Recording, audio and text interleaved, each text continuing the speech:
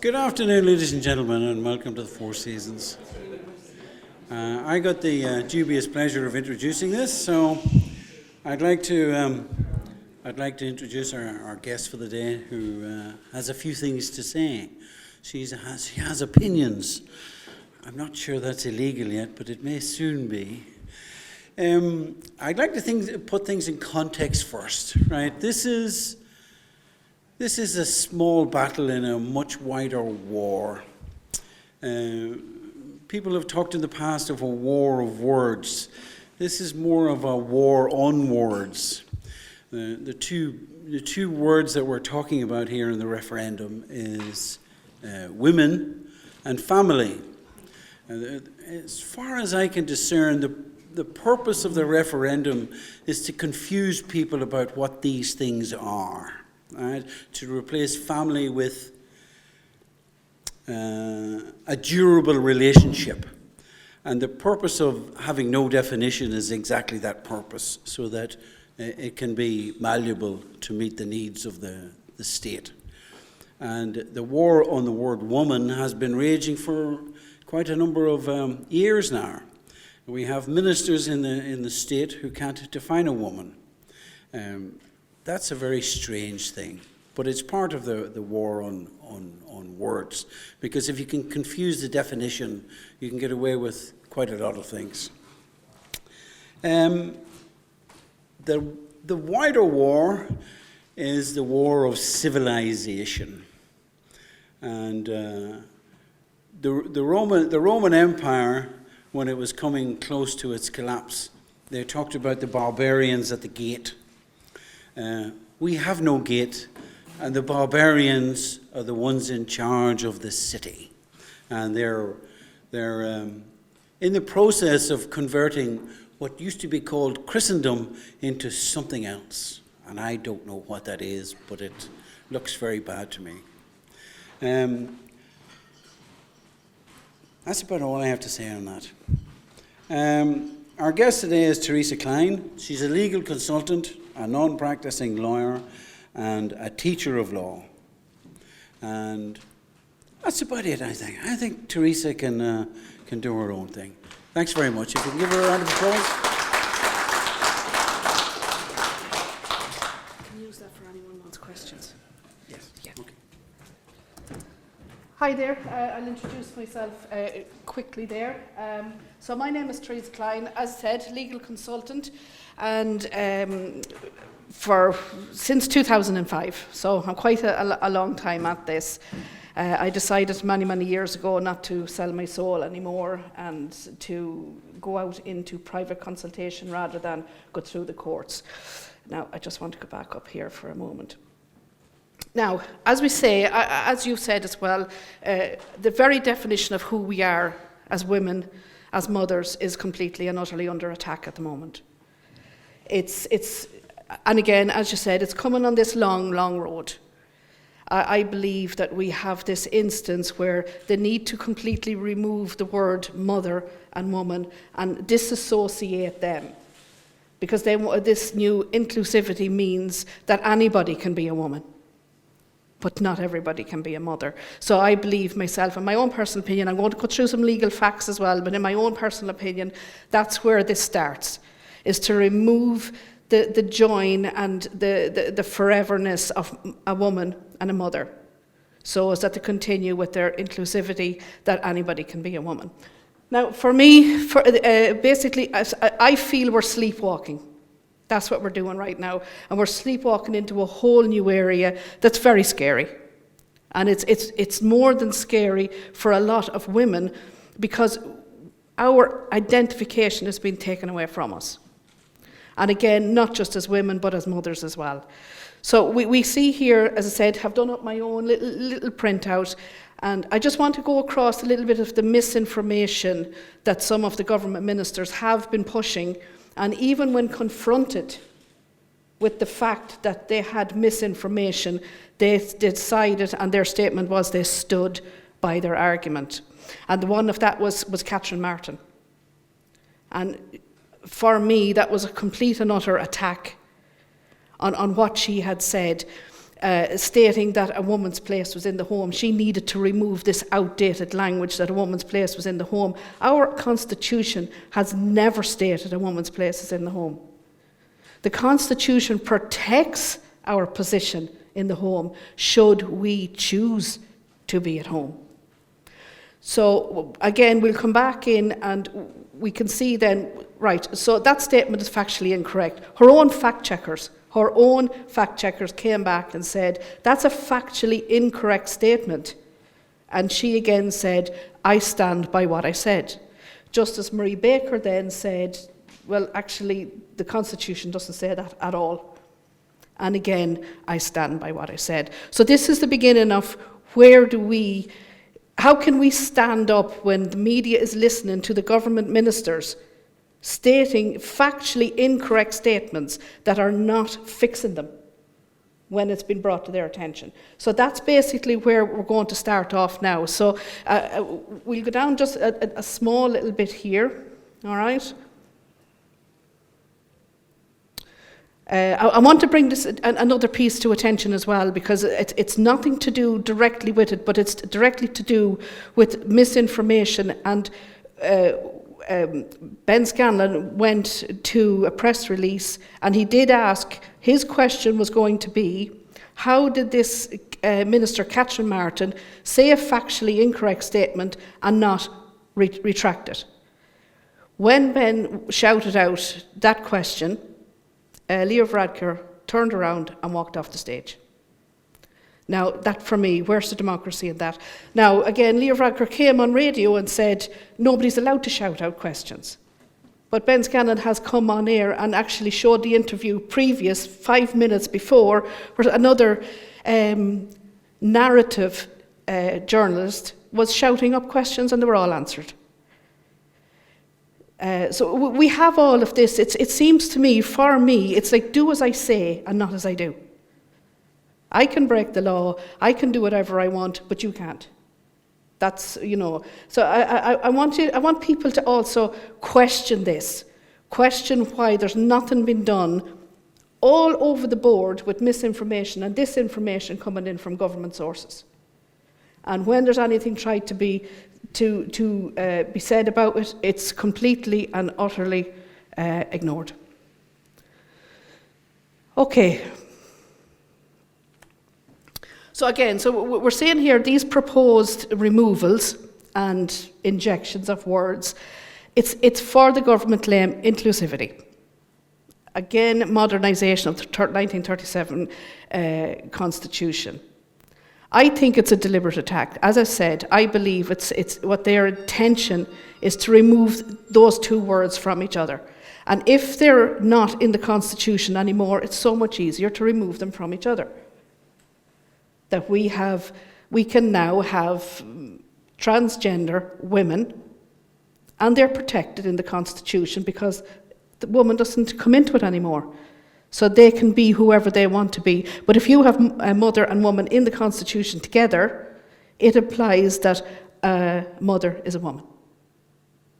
And take from that. Now, so basically what I'd like to go through here, just very quickly, I don't know if all of you have seen this. This is my first concern.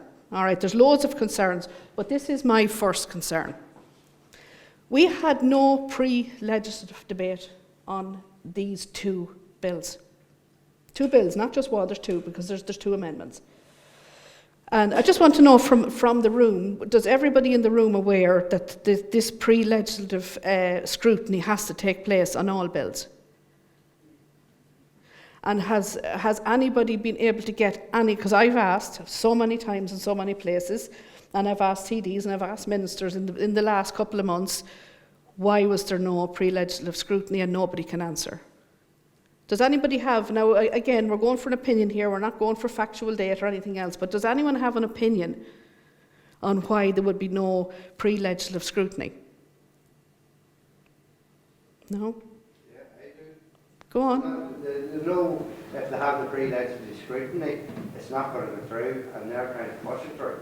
Okay, so again, on the fact that you have no pre-legislative, and if there was scrutiny that this wouldn't have passed, we have to be very aware of the dangers of the procedures of the stages and the legislative process have been skipped here.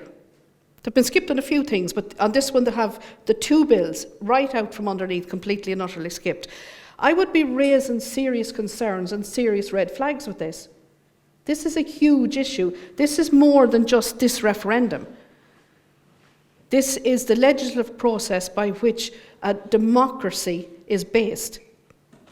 So we have this democracy where the government pick and choose what parts of the rules they're going to adhere to. And there's nobody stopping them.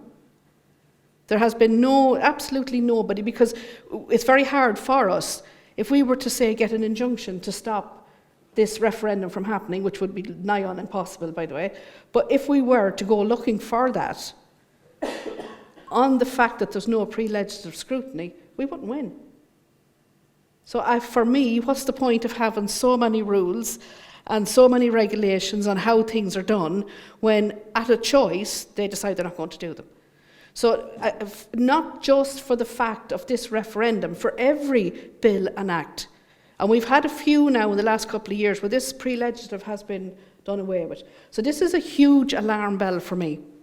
And I would ask that most of you, after today, do your own little bit of research on it as well, because it's so important. It's so vital. We have bills that are absolutely useless and are of no use to anybody whatsoever getting pre-legislative scrutiny. And they serve no purpose really at all. So we're going to go on now, and we're going to have a little talk about the Constitution as it is.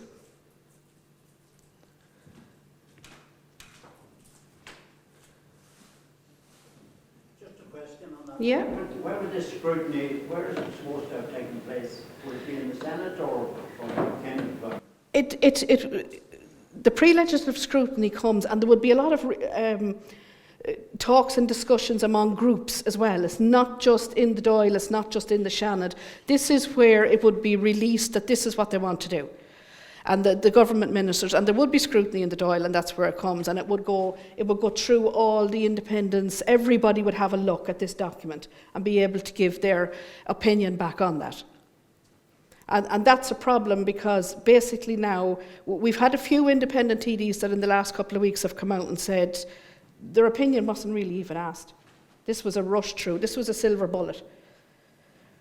As I said, not just the fact of that this is an amendment that's, vital as far as I'm concerned, because I'm a mother and I'm a woman, but it's vital in the fact that we understand that the policies and procedures for democracy they're being whitewashed here.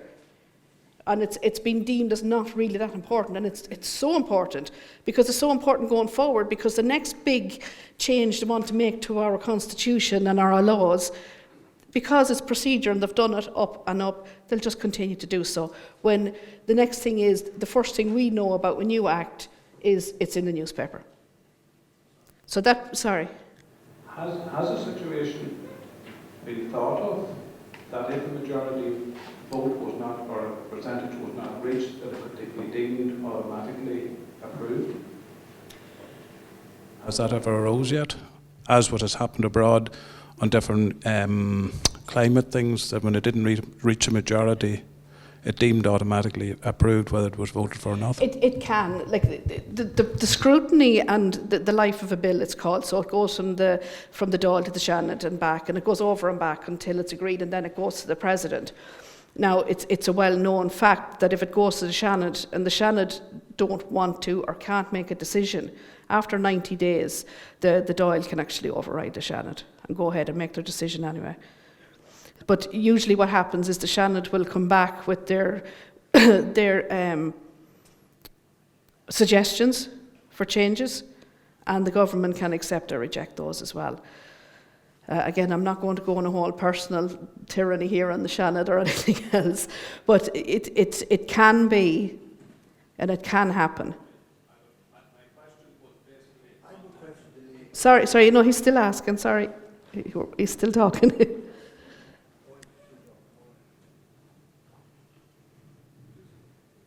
No, my main point was the fact that if the people voted on a referendum, that they could be overruled if it did not reach a majority or a set figure. That I haven't come across that now myself, so I won't make a statement on that. But if there is a majority no vote, then it's a no vote. Is that what you mean? No, exactly. You don't read the 50%. You don't read drops in those countries and increase in different countries. You don't read a 50% of turnout. The election is not right. I believe so. Yes, I believe so. Yeah. No, sorry, I was misinterpreting what you're saying. No, I do. I believe so is a yes. Sorry, another question there. Terry, I would question in the relation of that boosters. I will put through everybody's, thank you. Let's see, what do they call it?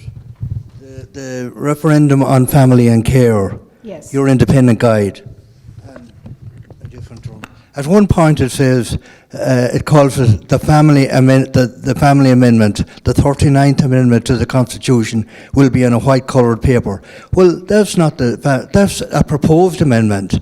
And that's, pushing people in a certain direction. It's not neutral. And I wonder, would you have a case to ask for this book to be recalled? And that would create a lot of havoc, nothing else. We have actually asked this question, and at this particular point in time, it's pretty much too late. Right. Okay. And whether the leaflet's been dropped late on purpose was nefarious or not, we can't tell. But we have asked this question. Yes, we have asked that this was a push. This wasn't a you have a choice. This is how you are going to vote, and when you're going to vote on this paper, this is how you do it. It does seem like it is instructional rather than an informative leaflet. Is that what you mean? It is, because it's not neutral, and before they published anything in any book, they would have the people, the legal people who brought it about would have went through every sentence and every word. That's not a mistake by any means. That's deliberate. And I don't know how that got through any right-thinking organisation. So that's all I want to see on it, really. Thanks. Unfortunately, to have the material revoked at this stage, it would be too late. Okay. But yes, we have advocated that this is an instructional booklet rather than an informative one. Anyone else got an opinion on that? Does anyone else feel that that is the case or not, or do you feel the opposite? I mean, we can have a debate here on both sides, but I'm just putting up the factual information that I have to concrete my research. As I said, we've already... Just on the fairness of the whole election, or the referendum, because on Thursday, Leah Varadkar got a free run on the afternoon show. That's a lot of housewives watched that there. There's a couple of 100,000 watched that there. Friday, no all, mouth all. Mary McAleese came in, full-blooded, got her 15 minutes on News Talk. Conor Pope this morning, even though he said it about 6 times, he wasn't one way or the other. All you do is listen to him. Yesterday on News Talk, that was 4 days running that they got, the yes vote got full media coverage without any challenge to them anywhere. There is no challenges, and under the McKenna judgment, there should be equal and impartial and unbiased coverage, which there is not. And that's another thing that we need to bring to people's attention as well, that there is this is completely biased. As you said, yes. Anyone that's saying no, and I stated this and I will state it as fact and on camera, Roger Gorman came out and said that anyone that was voting yes, he demanded that they explain why they do so. Or no, sorry, voting no. So basically his yes vote was going out there that anyone that voted yes, you're a good boy, you're going by your narrative and everything is fine. If you vote no, you have to explain yourself, is what he stated. And he stated that on camera as well. So it's not just we think, he actually stated that. That's very dangerous Very, very dangerous wording coming from another government minister. And that's a lot of the reason why I'm here today, because there seems to be an awful lot of propaganda coming in from the government. There's power, control, bias. The McKenna principle, which is the McKenna judgment, it has been trampled on completely and utterly. We've brought this up at several meetings. We have wrote to the government and the government ministers, the Taoiseach. We have wrote to the Electoral Commission. We have written to so many places on, number one, this being an instructional rather than an informative leaflet, and number two, on the McKenna principle. We got letters back and emails back to state that they had received our correspondence. That's it. Is it true that Mary Lou of Sinn Féin has said that if the Yes vote wins, she will run the referendum again? And if that's true, Mary Lou does she McDonald have has any come out right? publicly. Does she have any right to say that? Well, she's a mandate of any the kind? belief that she's going to win the next election, and But she hasn't won the next election, so she really doesn't have the authority to she state said that she said if she's in power, she will run it every year, not just that she will Until rerun it. She will continue to run it until there's a yes vote. And does she consider that democratic? She hasn't been questioned on it. We're not allowed to ask questions. We have so many questions, and it appears when we come to a meeting like this that we're not asking any questions, that everybody's been so silent. We are silent. We are being silenced. We're not silent. But nobody's listening to us. It's a very, very difficult place to be, to have all this knowledge and information and so many groups, and delighted to see people turn up here as well. To get, as I said, I am biased, and I'll say I'm biased because I'm not here to be unbiased, but at the same time, I am here with facts. All right, so it's not just I have a biased conversation going on. And yes, Mary Lou McDonald has stated that, and it has been published in many articles, so we're not being incorrect by referencing her statement that she will run this. And we have to look back at the nefarious side of this as well, because, as I said, this inclusivity and woman and mother, and don't forget Mary Lou McDonald's brother is her sister. So this is all about the inclusivity and this being pushed. There is an agenda, of course there is.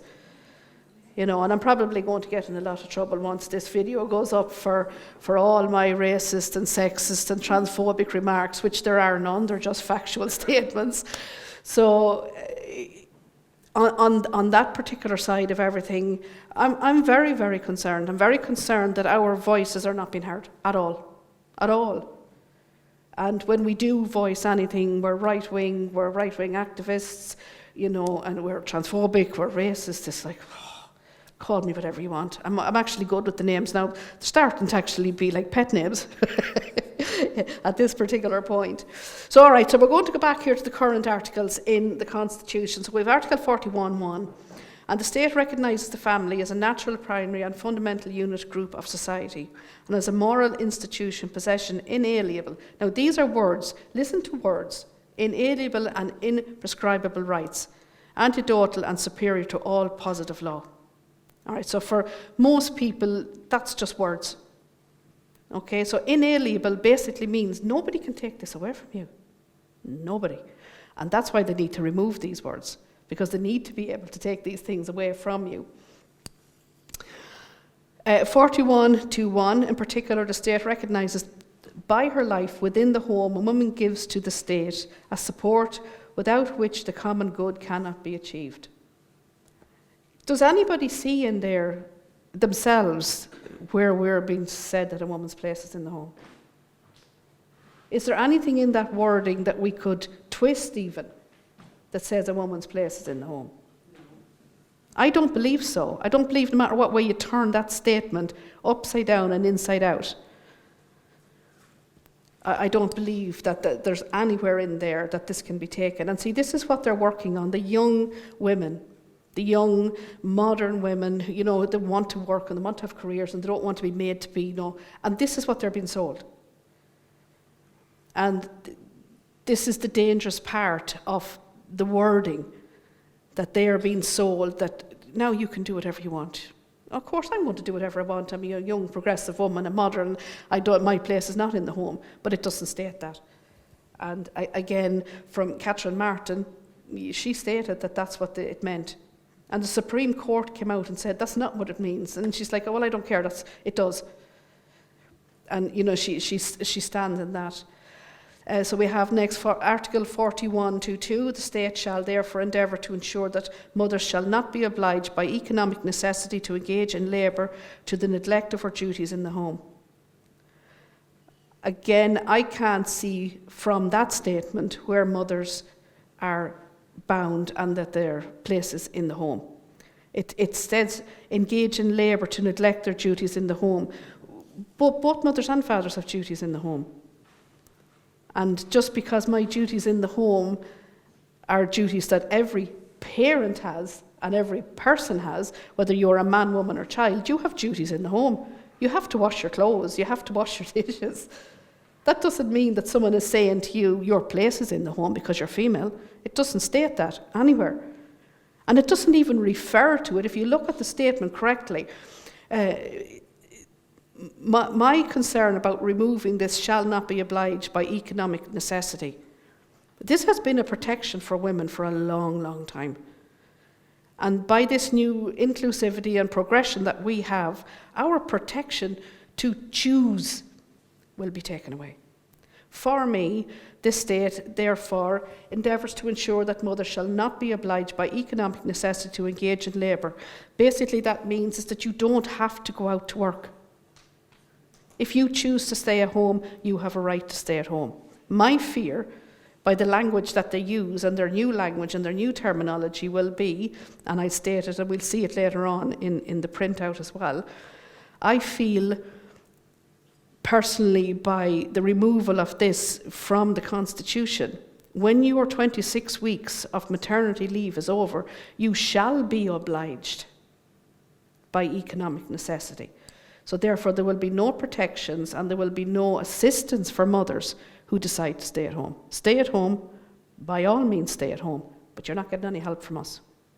Right now you can.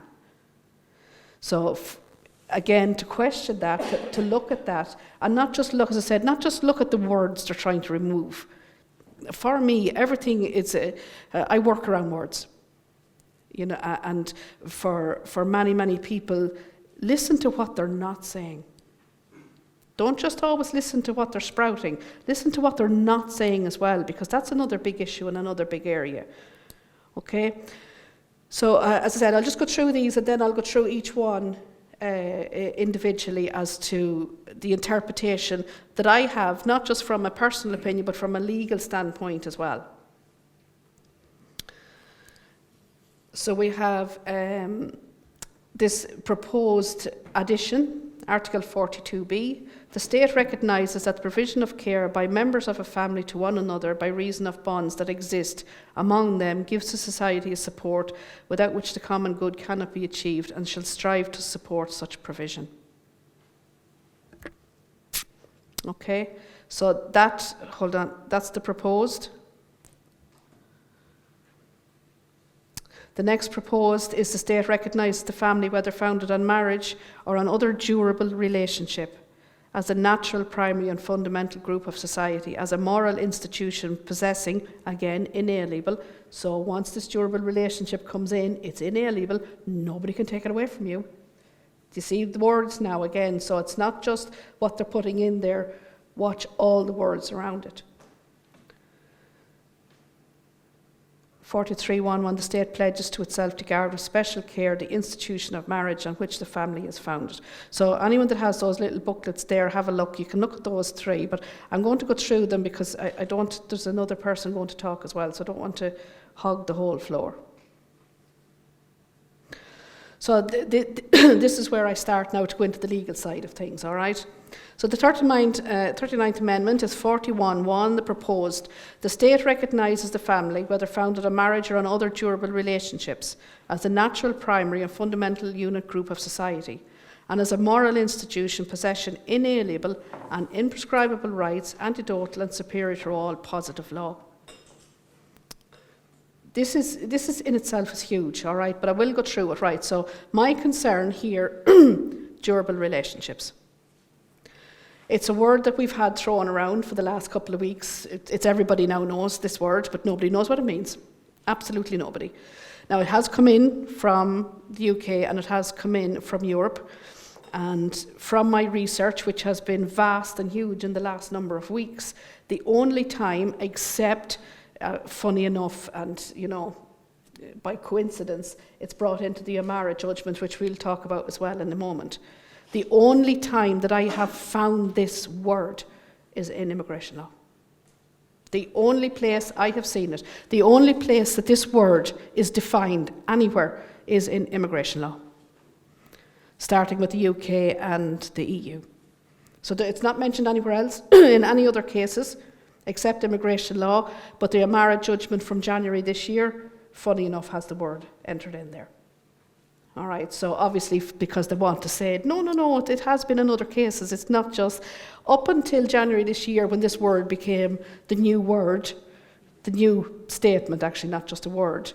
It was never mentioned anywhere else, only in immigration law. So that would raise my concern straight away. Okay, so Thomas Byrne on the Claire Byrne show. Did anybody listen to that interview I did? It was quite interesting. It was a little bit scary, actually. Did you hear it? It was very one-sided. Every time the no advocates spoke, they were spoken over. They weren't just spoken over, they were shouted at. And every time that they made a statement, it was denied, and the yes were able to stand across and jump across them and give their interpretation, which again was wrong, actually, and incorrect. So Thomas Byrne, he stated that the durable relation was based on family. Again, this is not true. He also claimed it was up to judges to define relationships. But as Padder Tobin stated, and I was listening to that, and fair play to him, that's reverse democracy. Judges don't make law. They don't make definitions. Now, they can have definitions. There's an Interpretation Act. I'm not going to go into the whole legal standpoint of that. And they can define words. But with something so serious as a constitutional amendment, the judges have said that's not something they want to do. We have here, again, this for me, I don't know about everybody else, but as I said, I don't just listen to what people are saying, I listen behind it. All right? So Thomas Byrne claims that polygamy is, at present, under the Constitution, illegal. But he didn't say it wouldn't be. He said it is. So it is illegal. Yeah, we know it is. But it's this new durable relationship won't be based on marriage. So polygamy is irrelevant, completely and utterly. And I want people to understand that you know, when they're talking, he said it is. It never was. It wasn't. He has never mentioned anywhere it's not going to be. So again, look behind a lot of those words as well, because a lot of those words are very dangerous. If you have a durable relationship, and we're going to see in this HAH and SAA and others to 2017, so this was a Lebanese man that was seeking that his subsequent wives be recognised, and in his case this was dismissed as invalid because under the Constitution as it is now, polygamy is not recognised. But polygamy won't have to be a word when it's a durable relationship.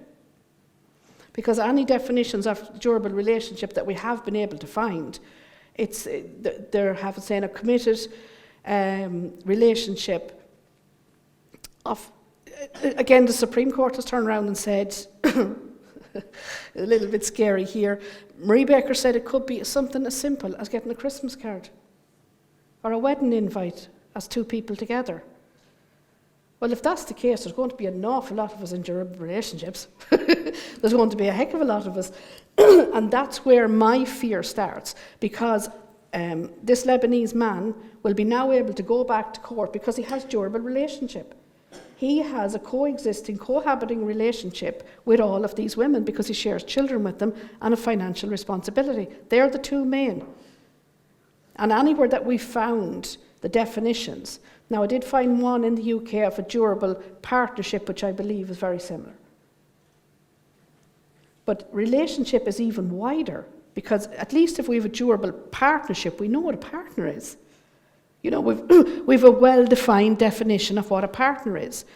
And that would come in from the UK, that there would be a relationship of approximately 2 years or more where there's a committed relationship and they have shared financial responsibilities and probably children.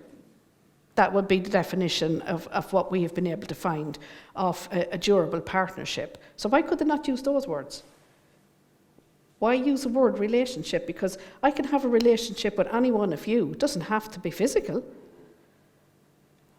Like we've already had a man in this country marry his best friend because the laws in the country were so abominable for him to leave money to his friend. So they have a durable relationship, even though they had no intentions. One person. That's why they didn't want it in there. Exactly. So, again, you have to... Partner is one person. Exactly. And that's what I said, we know. It can be anybody. You have a durable relationship and Yes. it's all the same. Exactly. And that's my point. I can have a durable relationship with any one of you. And that's my fear, that we are walking blindly into... we have open borders as it is. I think we're really walking blindly into open borders because there won't be asylum seekers anymore. There won't be just immigration. There won't be just refugees. If you have, and this was discussed earlier on, and we've had a good chat about it, if you have an Afghan minister or a high-ranking individual over there, he could have 200 or 300 children. Now, he has an enduring relationship with every one of those children, but he also has an enduring relationship with every one of their mothers. So they can't say this woman will be recognised because she's the second wife. That's why the marriage needs to be irrelevant. It's the durable relationship. So we're going to have an influx. And you know, like, I work in the legal system all the time. And all of these legal and these solicitors will be perfectly entitled to take that new constitution and run with it for all their clients. They'll be snowed under. They'll be working until they die. Because everybody will be able to have a durable relationship. And you can't stop. We already have legislation. So this Mr. HAH, he will be able to come back and have all of his wives accepted as his durable partnerships, as relationships. And they will have no choice. They will have to accept it. No choice. Could you have a durable relationship online with somebody or on Facebook? I can't see why not. Do you know, if both of you, even if you are on a group and you have to pay, say, €100 a month for your subscription to each other, there's still financial contributions. We can bring this to everything. We can take this word and just about make everything legal. Really, we can. And that's the scary part for me. Now, sorry. Does that actually leave all existing, if this did go through, does that leave all existing wills now null and void? No. See, the law is not retrospective, but that means it doesn't go back. Anything that they need and any cases they want to bring, they'd have to bring new cases. Like this Mr. HAH. His case isn't automatically now okay. But his durable relationships will now be recognised. And now he can go to the social welfare and claim for the 16 wives and the 200 children. And there's nothing stopping them because they're all recognised. Every one of them. And if that's racist, so be it. I'm sorry. It's not a racist remark. It's a factual remark. And it's a scary factual remark. So we'll go back in here as well. Now, the next propaganda misinformation on the government is that lone parents are not recognised, and that, you know, they're not a family. People are not recognised if they're not married, etc., etc. So we have the next case there of this John O'Mara, and it's dropped into their lap because they've been able to use that word, durable relationship. And as I said, it's a huge coincidence. But anyway, we leave it at that it's a coincidence. But this was an unmarried father who, because he wasn't married, the Constitution didn't recognise him as a marriage as in a family. So he was refused his social welfare widower's pension. And he went to court, and it's after taking a long time. See, as I said, it's funny that this case all came about at this particular time, because he's been fighting this a long time. But the Supreme Court has stated that the fact is he is protected, whether they were married or not. That's not what the Constitution intended, and I agree, that's not what the Constitution intended, is that he wouldn't be recognised as in a family because they weren't married. So the Constitution, so the Supreme Court worded in his favour. He wasn't married, so they're saying that that lone parents are not recognised because they're not married. This case now proves they are. You don't need this constitutional change. And the other part of that is this durable relationships puts an awful lot of questions on people who aren't married. Actually, it could do more harm to unmarried people than not. Because if you're not married, if you're not in a relationship and you're not in a durable relationship, how are you protected under the Constitution? Because they're saying a durable relationship is what makes a family. So if you're a single parent not in a relationship with anybody, how are you a family? By their wording, they're actually saying you're not. Same apply for people applying for social housing, that at the moment it's based on a family unit, but now it's based on a durable relationship. Durable relationship? According to this here, the durable relationship has got the moral standing, and it has got the full thing that the family has, the traditional family, you know? Yeah. So a county council would be biased to offer a house to a family based on marriage in favour of what is a durable relationship, and they're all equal. Yes, but it will. But once the family, once the marriage part removed and the durable relationships goes in, again, that's an open free-for-all. Complete and utter open free-for-all. It means, again, that anyone, like at the moment, and again, we're not talking about divorce and marriage here, but it even goes so far as to say that the second wife or the third wife, if you're married 2 or 3 times, all have the same protections that the first one had, because they were all durable relationships, every single one of them. So if you were married once and leave, and then you get married again, you're entitled to a house with your new family, and then you divorce, and then you go and get married again, you're entitled to another house, whereas before you wouldn't have been entitled to just keep jumping and getting all your entitlements, because the family based on marriage was the first one that was entitled to everything. And that's what this Lebanese man wanted to do. He wanted all his wives treated equally. And the state said, no, your first wife is the only wife that's recognised. But now it'll be so much wider. Does it have to be marriage? If a man had an affair, and I'm not planning on this or anything, but if a man had an affair, does then, like if he's a long time with the girlfriend or whatever, does she then get a claim on his property because she has a durable relationship? I have a serious concern about the succession rights on this, yes. Very serious concern. Because, and I did a video a couple of weeks ago, which of course got banned. Everything I do gets banned. But I did state this, that if you have people who have extramarital affairs and there is, say, children and there's financial, and once you're staying with somebody 2 days a week, that's classed as cohabiting. Okay, so many people are having affairs and staying 2 or 3 nights a week with their new partner. Yes, their new partner is entitled, and any children born from that as well, they would be entitled anyway, but I'm just saying that new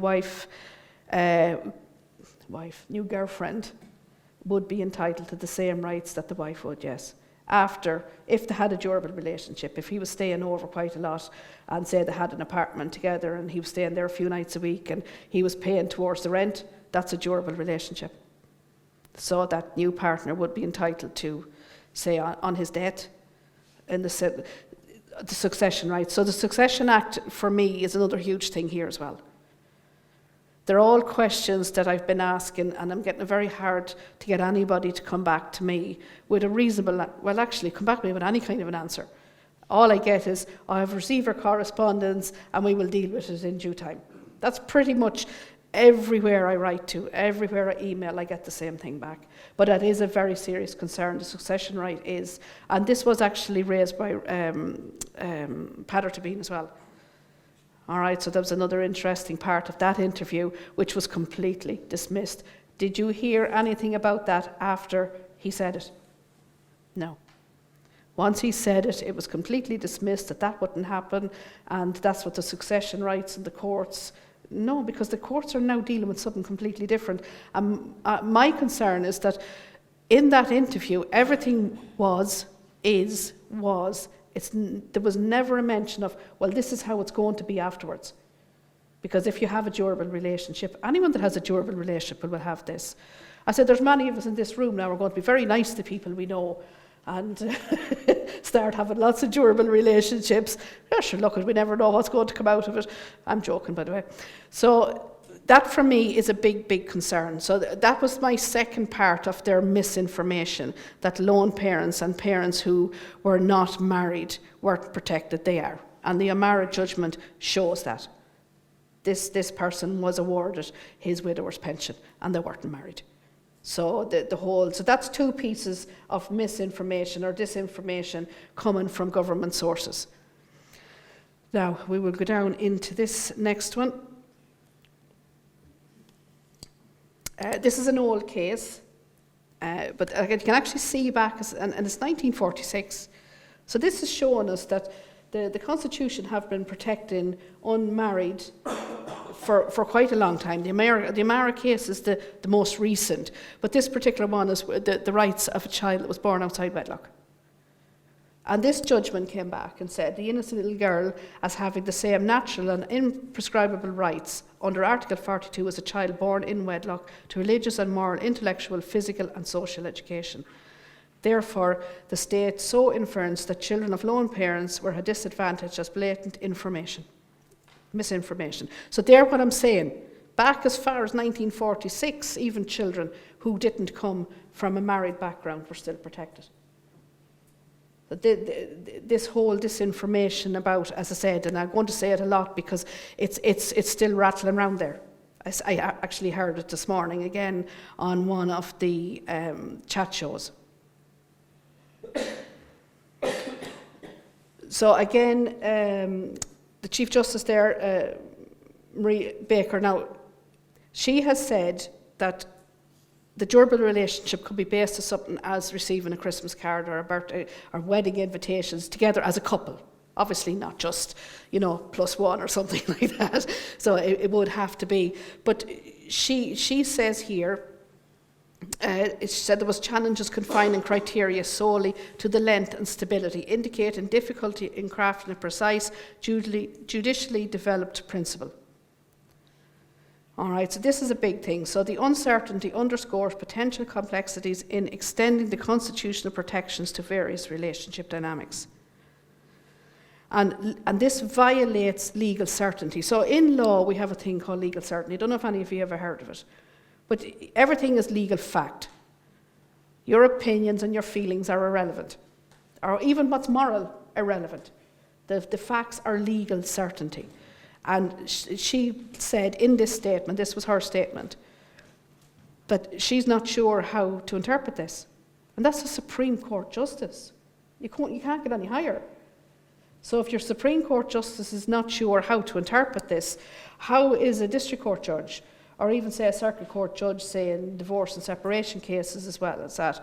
So the legal certainty that's enshrined in our Constitution that they're trying to change states that there must be legal certainty. And they're putting in an amendment into that that's not certain at all. We don't even know what the word means. So they're contradicting themselves, they're contradicting the Constitution, they're walking on and stamping and tromping on the Constitution that they claim to hold so dear, but yet they are not taking the other considerations from the Constitution while they go changing it, and with all this misinformation. So we have, I did do research and found this durable partnership in Irish law. And again, funny enough, it comes back to immigration. Right, so basically pretty much every single case that I've found on the interpretation of this durable relationship, this was a durable partnership. And this was the Purvey versus Minister for Justice. Now, again, this person was classed as cohabiting. All right, so it shares a personal connection akin to marriage. Where the relationship duration is significant, it is not the sole defining factor. Committed long-term partnerships can exist regardless of time frame. Cohabitation serves as a useful indicator of relationship strength, but not mandatory. So you don't even have to live together. So this is getting wider and wider and wider.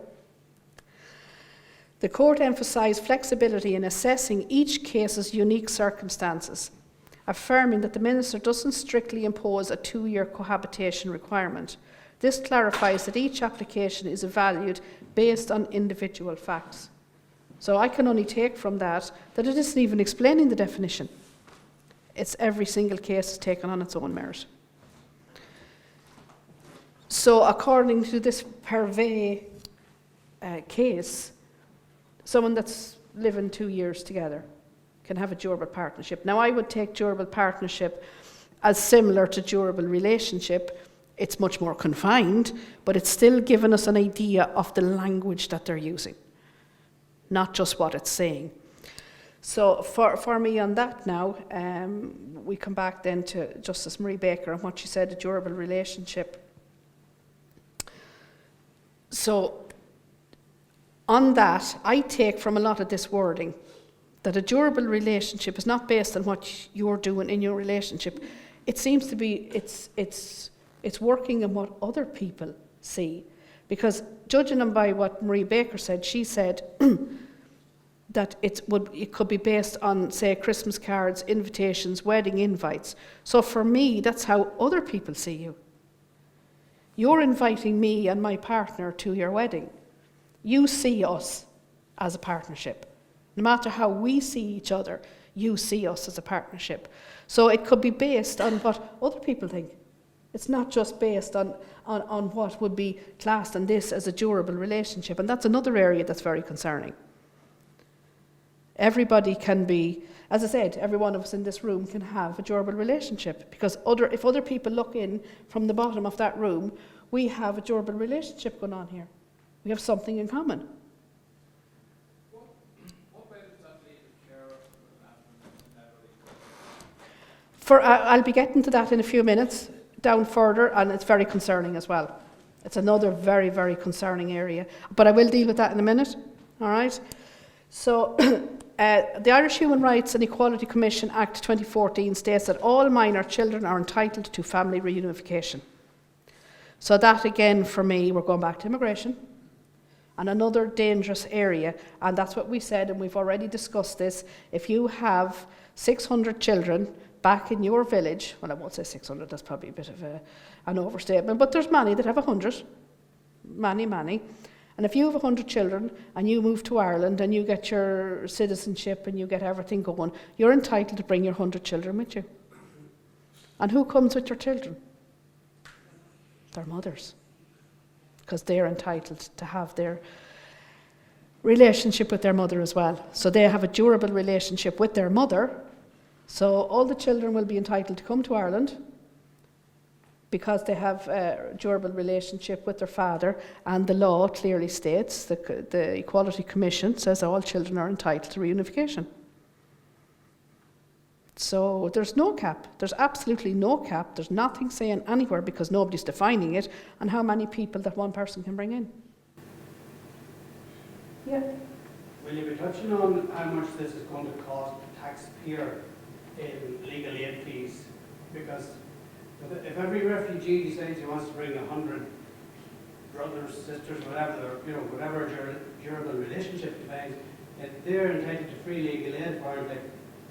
And where is this going to end in like? I'll hit on that. Yeah, I'll hit on that lightly. Like the reunification is more for brothers and sisters and things like that. The durable relationships would be more for the wives and children. That for me, and that's my interpretation. But the family reunification, there's a new bill going through as well at the moment. Does everybody know that? For this reunification, yes, there's a new bill that will allow them to bring up to 75 family members in. So do look it up, it's there. It's going through the Dáil at the moment. Are they entitled to free legal If it go in through the FLSE, and if they can go through those, yes. So this could go into billions and billions. It could. There's no cap. We haven't seen a cap of any description anywhere. There's nothing anywhere that puts a cap on anything. Even with the new reunification, if, like 75 brothers, sisters, cousins, aunts, uncles, grandparents, they'll all be allowed. Does this stem back to the crash and Sorry, can we just get the microphone? I can't. Do you want to come up a little bit closer as well? Because I can't hear you down there. Does this stem back to the time of the crash when this country was bailed out from the Troika? That it has brought in a lot of these European dictatorship rules in? I would say so, but it's not something that in this particular talk that I can make an opinion on that. But, Teresa? that's a whole other can of worms. That's a chat for another day. We can have one of those. No problem at all. I wonder if we might take a few minutes break. That's fine, Give that's fine, people no to go to the problem, toilet and get refreshments. Yep. Just for 5 or 10 minutes, if Yeah, that's no okay. problems. Thank you. We're about halfway through.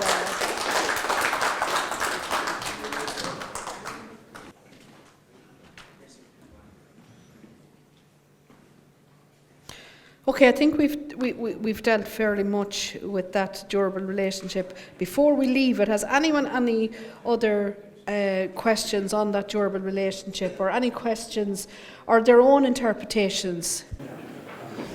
My question is... Sorry, just a second.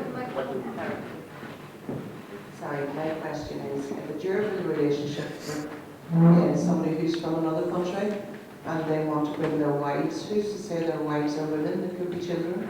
Yeah, there's nothing there. Again, because the definition is not there, it's open to interpretation. But then we have our Children First Act 2015. It protects the children. So how would that be? The Children's Act is more on the government and on bodies. So that would go through courts as to define that and the protection of those children.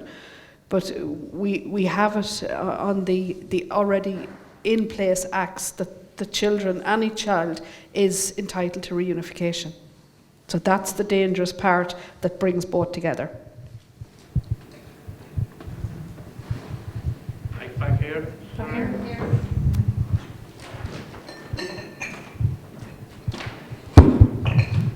You mentioned earlier that there's a bill going through the Dáil to increase the numbers of people on for reunification to not 75. increase, no, it's widening the scope. It's a new piece of legislation on reunification. So I looked that up for you before I leave. Yeah. Can I ask you who is proposing that bill?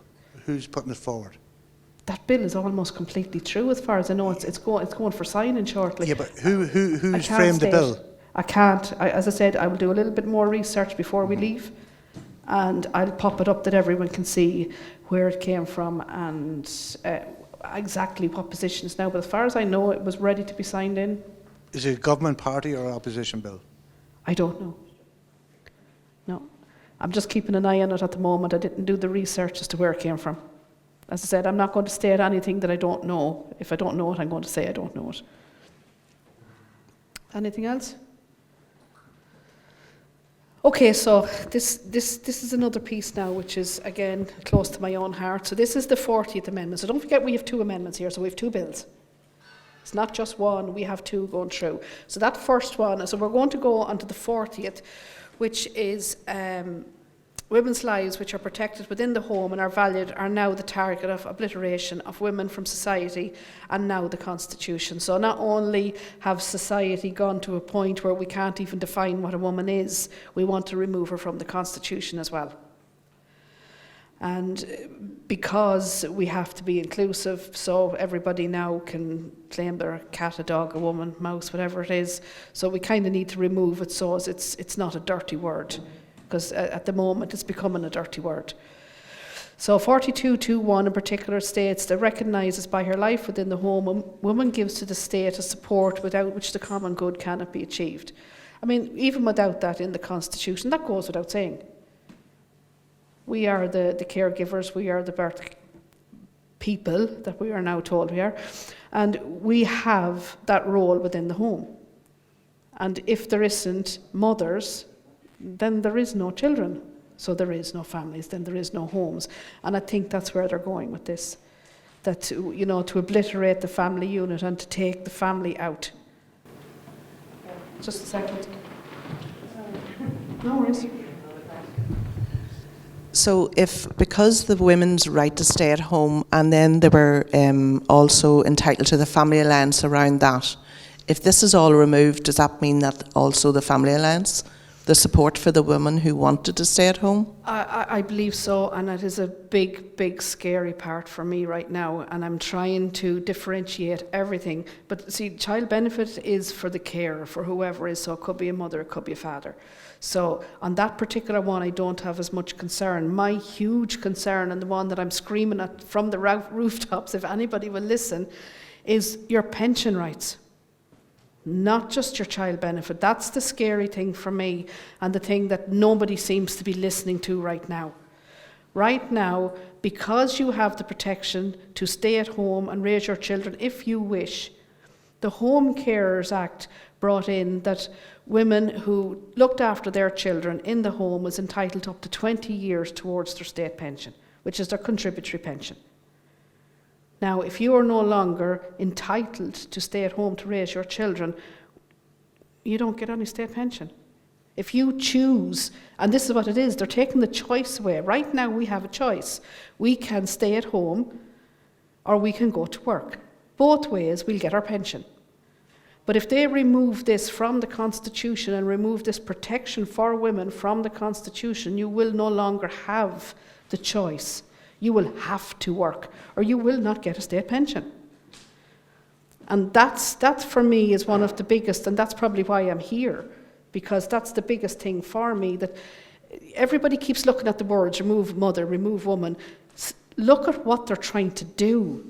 It's not just they want to remove this so as everybody can feel inclusive. No, and it goes further, it goes even deeper. If you stay at home and take care of your children, right now you have a constitutional right under the Home Cares Act to put that time that you spent raising your children towards your state contributory pension. So if you don't have a right to stay at home, where does your right to your state contributory pension comes in? So if you decide that you're going to stay at home and raise your children, I would suggest that most young people now start a pension plan very early. Very early, because they will have no constitutional right to stay at home. And for me, this is what it's about, is to removing that choice. They're saying that it's putting women in the home and it's putting that they're at the kitchen sink and all that. I've in my whole life, I have never felt that. And in my whole life, apart from a few jokes or people being funny, I have never ever heard a man saying to me, my place was in the home. Ever. And I don't know how many women who have. So they're putting it that men are telling us our place is in the home. I've never actually had a man tell me that, ever. As I said, we've joking and messing and things like that. Yeah, fair enough. So again, it's putting that the white male, the white heterosexual male is evil. Because when they're saying, oh, a woman's place is in the home, who would say that? Of course, a man would say that, wouldn't they? So men are bad now, so we have to remove that word, because men, we don't want these men to be bad. Again, it's not just what they're saying, it's what they're not saying. We're going to go back down here. So for me, the biggest concern is, for me, it might not be a direct link, but it's an indirect link to your right to your pension, to your contributory pension. Everybody's entitled to a pension. But it's your right to your contributory pension for those years that you decided to stay at home through the Home Care Act. Okay? So 41.2.2 places a positive obligation to endeavour to ensure that mothers shall not be obliged by economic necessity to go out to work. And 41.2 was to ensure that the state should provide economic support to a mother if needed. That'll be gone. There will be no, again, endeavour and strive. We're going to go through those. There's a lot of little words coming in here as well that they're introducing in this. Words are very powerful. Okay, so endeavour is a good word, because endeavour is you're really going to try. You're endeavouring, you're really going there. So as the Constitution stands at the moment, if a mother decides that she wants to raise her children, that she shouldn't be financially losing out because of that choice. The government will ensure that she has some kind of provision financially to do so. Again, once this is removed, that's gone. So basically, Article 42.2 lays the foundation for recognising a right to social security, be it in a particular context in the Constitution. Now, that's not me saying that.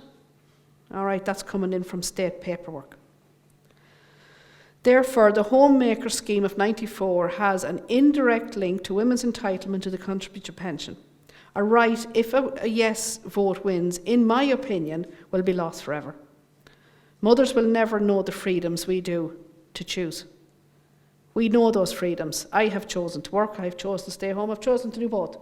And nobody has ever said to me I didn't have that choice. I believe that choice will be completely and utterly taken away.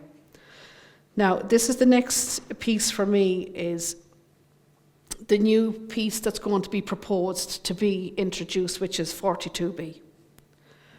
Okay. We're going to go back. We'll have to move up and down here because I don't have a PowerPoint presentation.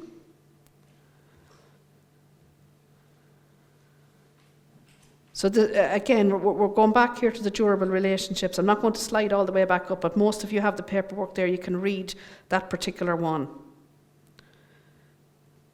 But I've broken down, if I can ever get it to work, so I've broken down into simplified words 42B myself.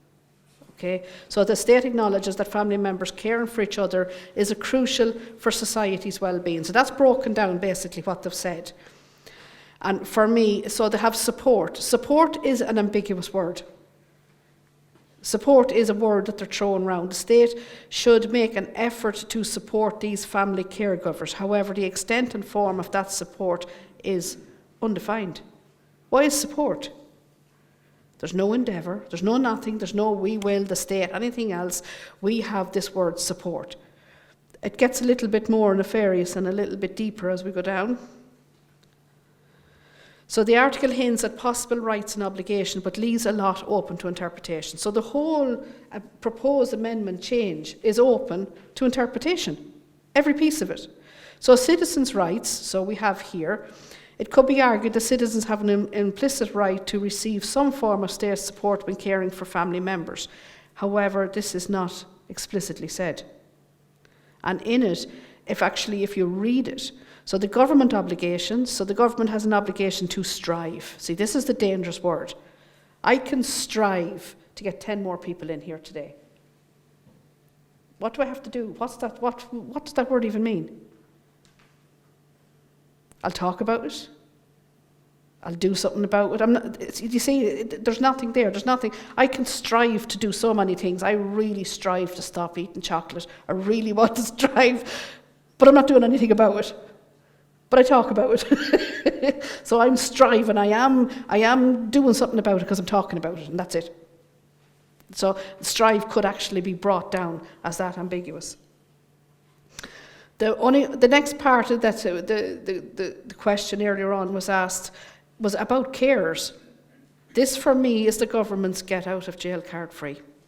And this has actually been discussed by the care campaigns. There is actually care groups out there that are now advocating for a no vote, because they have seen through the absolute ambiguity of the wording. So while the article recognises the work of caregivers, it doesn't explicitly place a new obligation on them. However, some might argue it creates a subtle expectation for families to take primary responsibility for care. Do you see how dangerous that is? That's incredibly dangerous words. So instead of this new proposed piece of legislation making it all inclusive for everybody, and that the family be the main caregivers, hang on a second. So you're placing that obligation on me? Wasn't that the state's obligation to make sure that everybody had the same care? For me, it's a get out of jail card free in such a way that the onus now goes back to you to take care of your family. There's no state obligation. I ask you, and I would urge you to take those words and have a good look at them. And have a good, do your own research on the words. Not just on the whole, take every single word. I take every single word and everything. I'm such a little weirdo like that. I will take the word and I will get the interpretation of that word. And I look at the outer shell of the word. As I said, the same it is and was. What about will be, won't be? You know, again, we come back there. Tracy, that's important. Just rewind there to a minute or so. Yeah, no worries.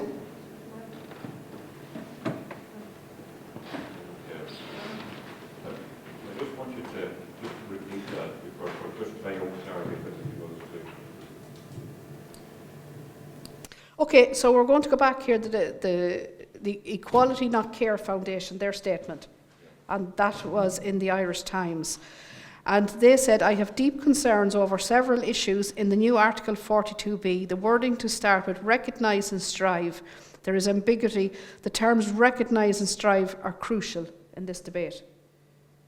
So I can recognise anybody. I recognise that most people in here are either male or female. They're either young or old. I can recognise it. What's that got to do with anything? How does that make the debate any better or worse? I recognise you all. So they recognise that you need care. They recognise that you need care in your home, and they also recognise that you need to do it yourself.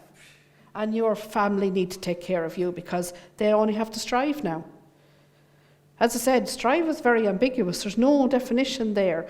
Well, of course there is a definition, but not in this piece of legislation. And they're putting that word in there. Sorry, does that mean in that there, I'd say people with children with Down syndrome that respite care, people with brain injuries and stuff like that, they go to clinics. Does that mean that the government have no legal right to hold them clinics anymore? No, they would have a legal duty of care to do that. However, to the extent of their obligations, I believe, yeah. I believe, I'd say now they always will have obligations because we pay our PAY and PRSI and things like that, so they will have that legal obligation and a duty of care to the general public. But what we need to understand, and the small thing in law about the duty of care, because everybody bans that word around a lot very easily. Don't forget, no government body owes any individual a duty of care. They owe society as a whole. So again, be careful. Oh, you have a duty of care to me. No, I don't.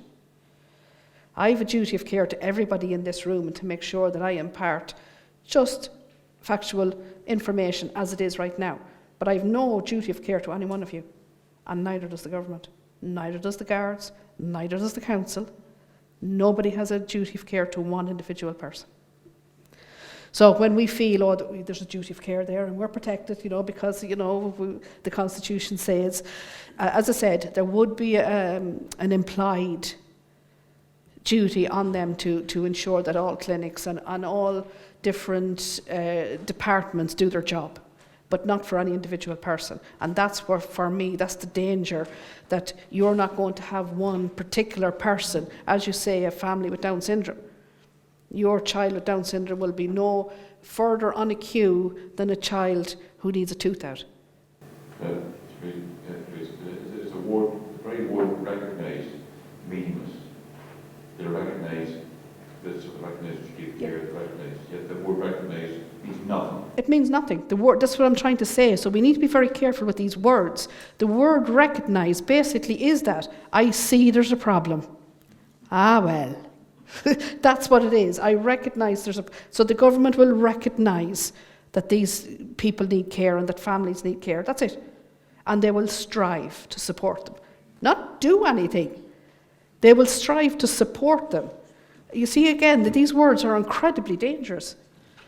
As I said, I can strive to do many, many things. I just have to really think about them. That's striving. That's a start. But if I recognise I have a problem with chocolate and I strive to do something about it, I'm still going to leave here and have a bar of chocolate, if that makes sense. anybody that's either been in or knows anyone that's been in an abusive relationship, well, there's sort of two factors in those relationships. There's the victim and there's the abuser.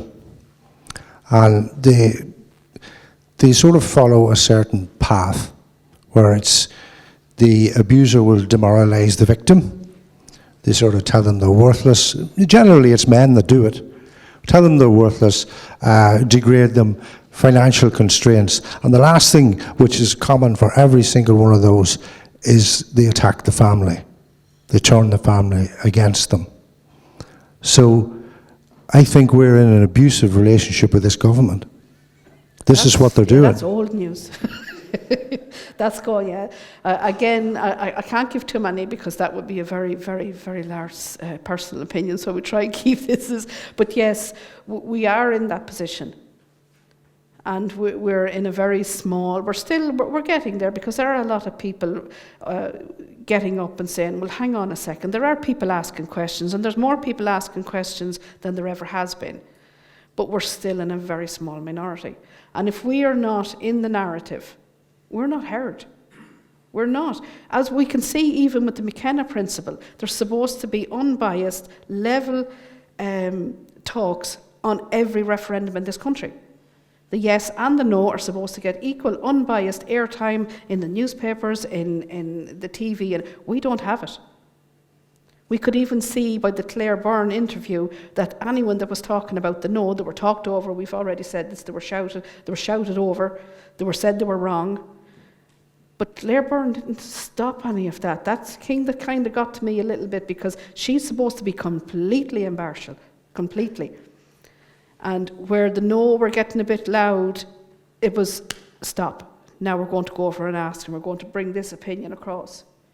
Just while you mentioned the McKenna judgment, it's been said that the so-called NGOs, or I call them TFQs, taxpayer-funded quangos, they're 94% funded, well, the National Women's Council, 94% funded by the government.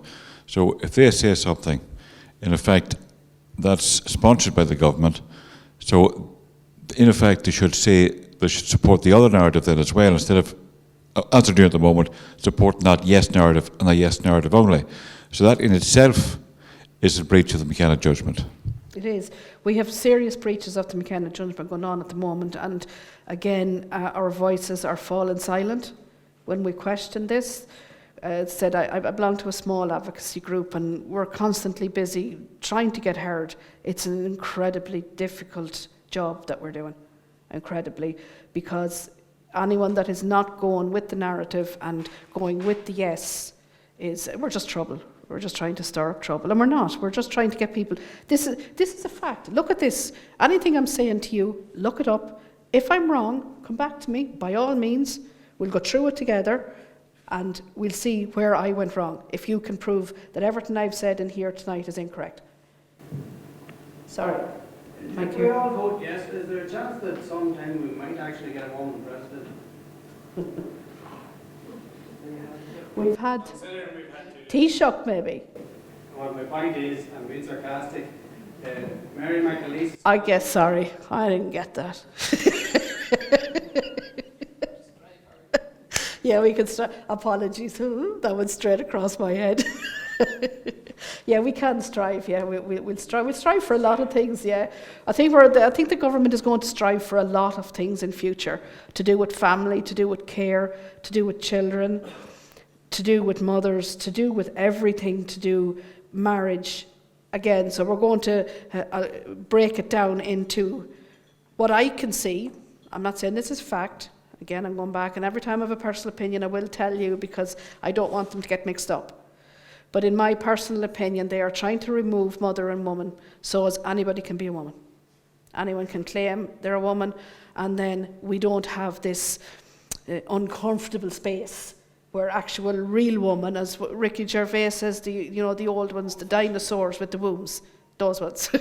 So we won't have that interaction. So it won't be just as uncomfortable for the new women that are coming in, that they will feel more in place and that they won't feel left out and put out of society because they don't have wombs.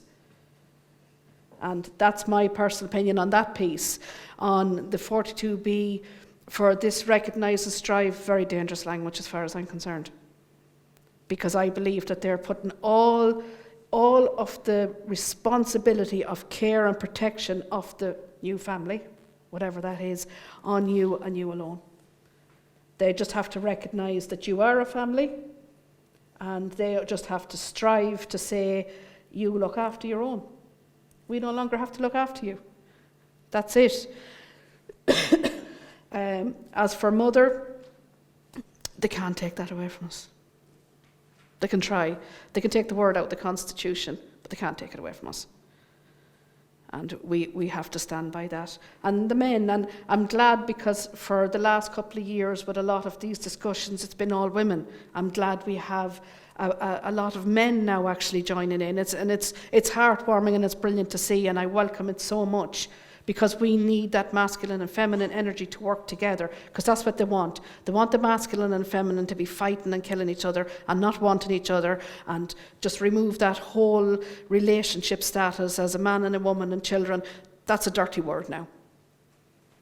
So if we can get this masculine and feminine energy to work together to bring our culture and our heritage back where it belongs, and not to be wiped out off the face of the earth as a female, a woman, a mother. We shouldn't have to stand here and explain what that is. It shouldn't even be in a conversation. So I'll leave now, and I'll finish that off. I said there's a few little bits and pieces there, but it's about, for me, about the definition of these words. Read through them. Have a good thought about what I said. Says I'll recap a little bit, right? Is and was. They're not mentioning anything that will be. They're not talking about the will be. What is a durable relationship? What is a durable partnership? What is family reunification? Look up that new bill. It's there. As I said, before I leave, I'll try and look it up, and I'll come back up on the podium and I'll read it out or put it up for you, all right? So, vote whatever way you want. I can't put that on to anybody, because everybody has their own opinion. I can only tell you how I feel. And I feel that the family unit, the nuclear family, is being destroyed on purpose to serve this whole new transgender movement that's up and coming in the world. It's not just in Ireland. But the one thing we have to protect us a little bit is our Constitution. Just the tiniest little bit of protection we have, it's in the Constitution, and we need to leave it in there. And that's all I'm going to say, and I'm going to finish off with that I do believe that we need to protect the nuclear family. Thank you.